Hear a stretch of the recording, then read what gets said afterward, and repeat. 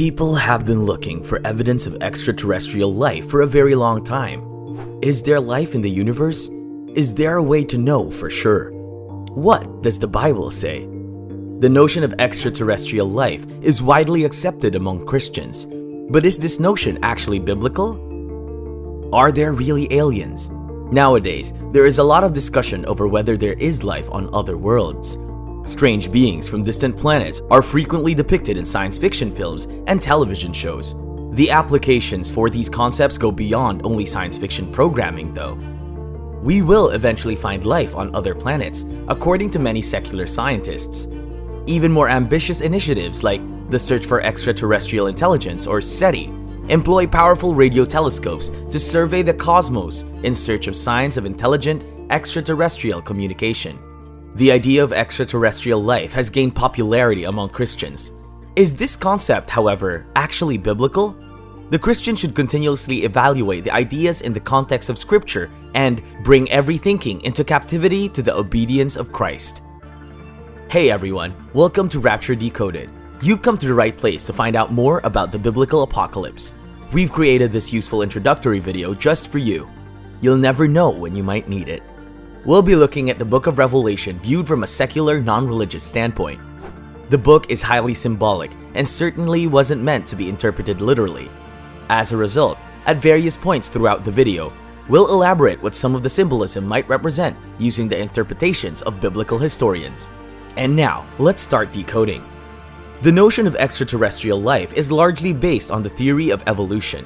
Remember that Earth is simply another planet in the evolutionary perspective, one where conditions for life to develop and evolve just so happen to be favorable. If there are untold billions of other planets in our galaxy, then at least a few of these worlds must have likewise experienced the ideal circumstances. An evolutionary worldview holds that extraterrestrial life is almost inevitable. The idea of extraterrestrial life, however, does not fit well with the Bible. The world is special. God created the Earth to support life. The other planets are created differently because they serve fundamentally different purposes than the Earth does. According to Genesis 1, God made the Earth's vegetation on day 3, gave birds the ability to fly, and marine life the ability to swim on water on day 5, and on day 6, God created the first mammals to live on land. Day 6 also saw the creation of humans, who were granted authority over the animal kingdom. However, where in the Bible does it mention how life came to exist on the lights in the vastness of the heavens? As a result of the lights in the expanse not being created to support life, there is no such description. While God gave man the responsibility for the land, the skies belong to the Lord. Extraterrestrial life seems implausible from a biblical standpoint. When we take the possibility of intelligent alien life into account, issues arise. There are many races of humanity who evolved on other planets in science fiction programming. Vulcans and Klingons are two instances of pseudo-humans that are similar to us in many ways, but dissimilar in others. These races serve as a story element that enables an outsider's view on the human predicament to be explored. Such alien races are theologically problematic, yet being immensely fascinating. Aliens that possess intelligence cannot be saved. Humans, those descended from Adam, are the target of God's salvation plan. Let's investigate the conflict that exists between the gospel of salvation and the idea of extraterrestrial existence. The redemption of mankind. The Bible claims that Adam, the first man, disobeyed God. The result was the introduction of sin and death. Genesis chapter 3 verse 20 states that all of us are derived from Adam and Eve and that we all have a sinful nature. Sin is a concern because it keeps man from being in good standing with God. But despite our sin, God still loves us and has given us a method for us to make things right with Him. God created animal skins to hide Adam and Eve when they sinned. Therefore, He was forced to take the life of at least one animal. An innocent lamb, or Christ, the Lamb of God, would be sacrificed to provide a covering for sin, and this literal act represents our salvation. Hebrews chapter 10 verse 3 states that animal sacrifices were made to the Lord in the Old Testament as a reminder of sin and as a picture of the one who would come and really atone for our sin, the Lord Jesus. No true atonement for sin was made through animal sacrifices. Since animals and humans are not related, their blood cannot be a substitute for ours. However, Christ's blood may. As both He and we are descendants of Adam, Christ is a blood relative of ours. All people are of one blood. Furthermore, because Christ is both God and man, his life had unlimited value, and because of this, his death is sufficient to atone for everyone's sins. The Lord himself could only be our Savior because of this.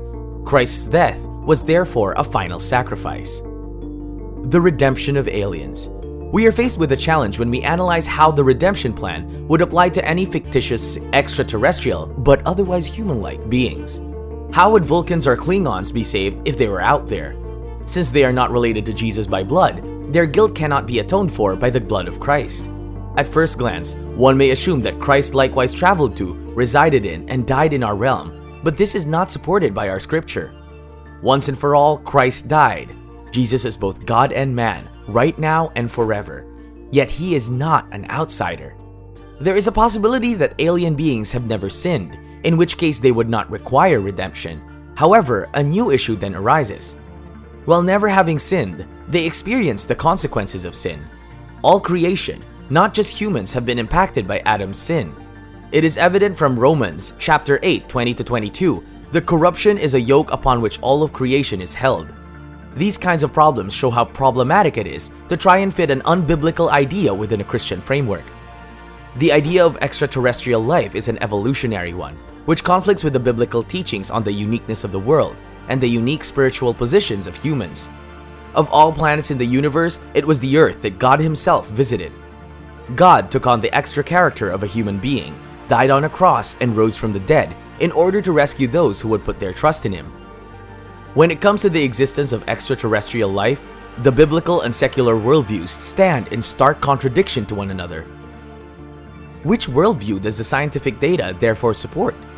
Do contemporary observations support the secular idea that life is abundant in the universe, or the biblical idea that the earth is special? A belief in alien life has essentially replaced religion with secularism. Every illness can be cured by God.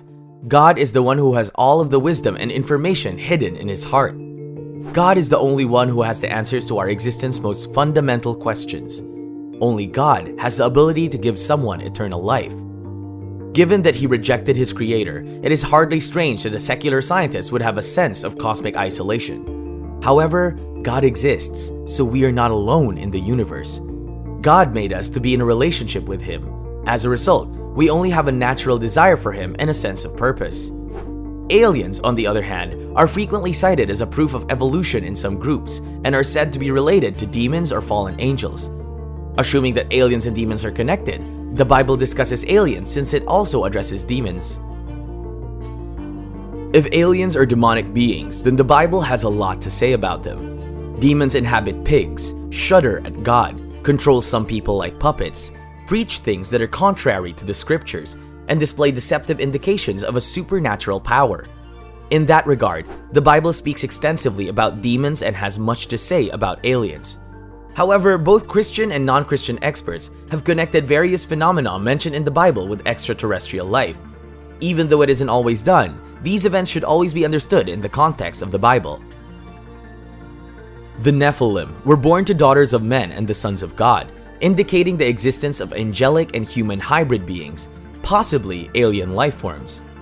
Any idea about aliens must accord with scripture and biblical theology, since the Bible is the inspired word of God. Do you believe that aliens are biblical, or do you believe that aliens are demons? Let us know your thoughts in the comment section down below. Thank you for watching the video, and we really hope you enjoyed it. If you like this stuff, then please subscribe, like, and share it with your friends. See you in our next video.